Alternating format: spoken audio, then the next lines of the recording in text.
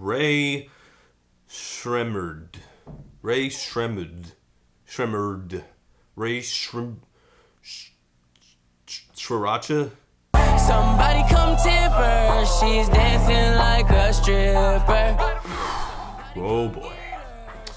I was wondering if these guys were ever going to get big enough for me to cover. Wondering / dreading, I mean. This is Ray Sremmurd. They're these guys. They're a rap duo with the all-time stupidest name in music history. The name is their label's name spelled backwards. Their label is Eardrummers, which is also a stupid name. Rumor has it that if you get them to say their name backwards, they go back to their home dimension. Say my fucking name, ho. I can't! Mike Will. A big problem is that they're the pet project of Mike Will Made It, a producer who apparently mandates that all his artists have stupider names than him, and I've never really liked him. I mean, he's made one beat I really like, Mercy, which is admittedly a hell of a beat, but otherwise, he tends to make ugly noise, or occasionally the world's saddest party songs. I mean, that's not a calling card at the beginning of his songs, that's a warning label. Now, these two have been bubbling just under the big time for a couple of years now, but who are they? Well, I don't know. They're two brothers from Mississippi. They're rappers, and this is what they sound like. Hey. No flex zone. Hey. No flex zone. Hey. They know better. Hey. They know better. Hey. The kids really like them. Beating on my chest like McGilla. Stand back, nigga. I am the gorilla of the village. Critics too. They get great reviews. Yeah, which is surprising because those of you with longer memories probably had the same reaction I did. Holy shit, it's the 2010s version of Crisscross. They know better. They know you should know better. For what it's worth, they do not like being compared to Crisscross at all. For one, they're twice as old as Crisscross were. So, 3 years older. My response to that is, you little shits, that was a compliment. Crisscross was great, and you should be grateful that you're being compared to them. Stop being wiggity wiggity wiggity whack. But I realize that it's no one's dream to be compared to Crisscross. I mean, you don't want your legacy to be, I missed the bus. Plus, you have to wear your pants backwards, and how do you even take a leak wearing the... Yeah, anyway. I get it. So, who would be better? Who would be a better comparison point here? Ray Sremmurd aren't the 2010s Crisscross. They're more like,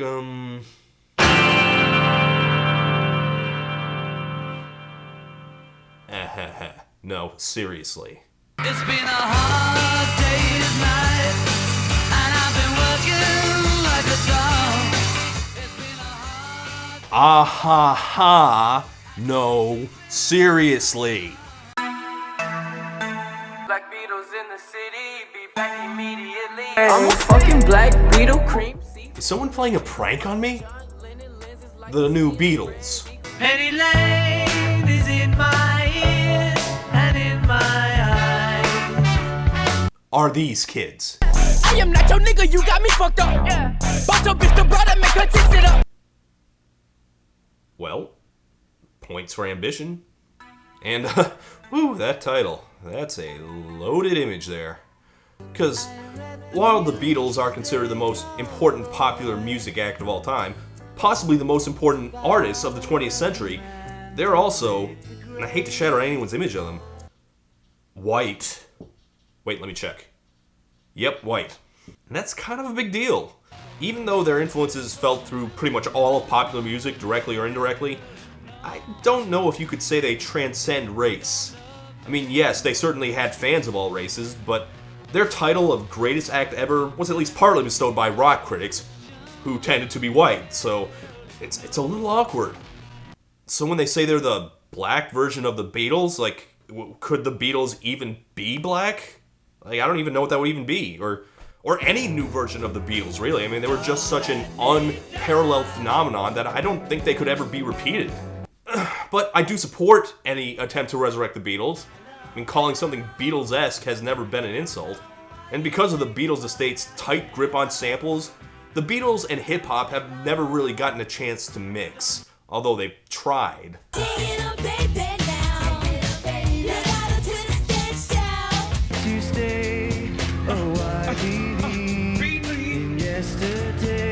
Yeah.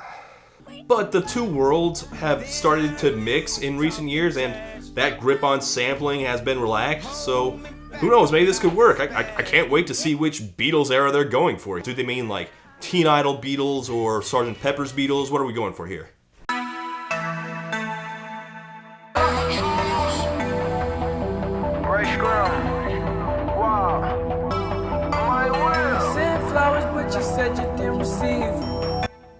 Okay, so I guess this is gonna be inspired by the more psychedelic stuff from the later Beatles. That girl is a real crowd, please. Small world, all her friends know of me. Young bull living like an old geese. No, it doesn't sound anything like that. I mean, I was trying, but nope, it doesn't sound anything like the Beatles. Sounds more like goth rock from the 80s. Are you sure you didn't mean Black the Cure? Okay, so it's not in the beat. Well, oh well, it must be in the lyrics. That girl is a real crowd, please. Small world, all her friends know of me. Any second now. Black girl still trying to get in. Haters mad for. It'll get all Beatlesy everywhere. Took a bitch to the club and let a party on the table, screaming everybody's famous. This isn't gonna have anything to do with the Beatles, is it? Then get some more. Get you somebody that can do both. Are we really doing this? A song about the Beatles that's absolutely not about the Beatles in any way. Was it too hard? Come on. I once heard a rap song made up entirely of Austin Powers references. Worth a million gazillion for $1 billion. I'm a fucking black Beatle, cream seats in the Regal, rocking John Lennon lenses, like to see him spread eagle. Okay, yeah, wearing glasses doesn't make you John Lennon, buddy. Although those glasses are pretty cool. Haters mad for whatever reason. Oh, I can tell you the reason. I mean, I know you don't care, but, you know, if you want it. Okay, a weird thing about this song is that it's #1, but I actually haven't heard it that often. I mean, a few times, but yeah, it's a little aggressive for pop radio, so how did it get big? The answer is memes. Yeah, you know, that thing that's ruining the world. In this case, there's this thing called the Mannequin Challenge, from the same people that brought you planking, T-bowing, catbreading, ironic Nazism, and all the other stupid things from the internet. And it basically, you act like you're playing red light, green light, and for some reason it's supposed to be interesting. And after some point, Black Beatles became the official soundtrack of the Mannequin Challenge because Ray Sremmurd did it as a promo for their tour.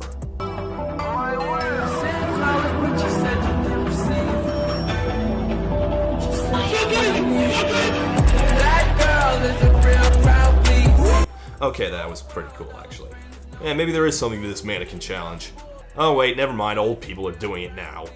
Never mind, not cool anymore. Look at that old grandpa trying to stay hip. Came in with 2 girls look like scribblers in their real clothes. Oh, and who's this now? I see they're getting by with a little help from their friend there. Yeah, here's a real blast from the past. Scoochie. For those who don't remember, Gucci Mane, seen here with Extra Stupid, was the hot shit back in 2009 when I first started reviewing, and was featured in a song in one of my earliest episodes, which, to this day, is still the worst song I've ever reviewed. I expected to see a lot more from him, but he never quite blew up like he threatened to. For one, it turned out he was terrible at verses on pop songs. Had a girl left alone, Gucci man's a bachelor. Take just like Pamela, cause Gucci not an amateur. And his career ended up derailed even further after he had a highly publicized mental episode got what appears to be the Kick-Assia logo tattooed on his face, and checked himself into an institution. But he hung in there, and look at this, he made it back. He's on a #1 hit.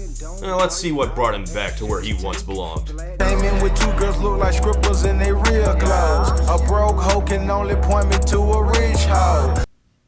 Point me to a rich hoe. I ain't saying he's a gold digger, but anyway. And yellow lamb, red like dope. They say they grew out, them just came in through the side though. It's so much money on the floor, we buying school clothes. Black Beatle club clothes when I say so. Well, that was undistinguished and pointless. Good to have you back, Gucci. Okay, let's try the last verse. I forget which one this is, either Chris or Cross. They lose it when the DJ drops the knee. She's a good teaser. She's a good teaser. And we blowing reefer. A Beatles reference! She's a big teaser. Not just a shallow name check, but an actual reference to the Beatles. We have confirmation that they do actually know even the slightest thing about the Beatles, a single line from Day Tripper. I will take it. Oh, no, wait, I'm told there's another one coming up here. Black Beatle, bitch, me and Paul McCartney related. Why are you... That doesn't mean anything, you realize that, right? I mean, being related to Paul McCartney doesn't give you his talent or awards. I mean, this guy is the brother of the president. Doesn't make him the president. I mean, that's what's so galling about this, like how un-Beatlesy it is. Our leather Gucci jackets like it's still the 80s. Yes, the decade everyone associates the Beatles with, the 80s. I mean, yes, the surviving Beatles were making music in the 80s. Most of it is best forgotten, though. I had haters when I was broke, I'm rich, I still got haters. They don't care about the Beatles except in the most shallow, obvious way. The Beatles are considered the best, so they want to be the Beatles. They just want the reputation. They don't want the Beatles' talent or influence or accomplishments. They don't really care about anything else. I like John Lennon glasses too, but the Beatles weren't a fashion statement. They stood for something. They represented what should be the ideals of all musicians, to push things forward, to change the world. Not just sit there and make whiny shit talk about banging bitches and hoes and... I'm not doing the mannequin challenge. I just realized I've become that guy. Oh, you young whippersnappers, you don't understand how important real music is. Oh God, kill me. What happened to me? I mean, I'm not gonna pretend I don't know why Ray Sremmurd are big. It's because they're yelping little punks who don't give a shit about what you like or what you think. They're young and arrogant and they don't give a fuck. Complaining that they're annoying is... Well, yeah, no shit, that's the point. So I'm gonna shut up. And you know what? Fine. I like this beat. I like it a lot. I mean, it isn't the Beatles, but I like Susie and the Banshees. It's a pretty bomb-ass beat. I mean, yeah, it's growing on me. I'm not saying it's great. The lyrics are certainly uninspired, but there are worse songs made by two yelping black teenagers that got big off of stupid memes. Do your dance, do your dance, do your dance, ay. You ugly, you your daddy's son, ay. Are they calling my dad ugly? So to be clear, Ray Sremmurd are not the Black Beatles. But, you know, I don't know what to tell you, I've heard worse. And honestly, with all the negativity going around, maybe I'm feeling a little more charitable. I mean, maybe we could all find in our hearts to be a little more forgiving. You know, find a little love for people. Because in the end, the love you take is equal to the love you make. Also took a bitch to the club and left a party on the table screaming, everybody's famous, no flex, zone, I changed my mind, this song blows. Blackbird singing in the dead of night. Take these broken wings and learn to fly.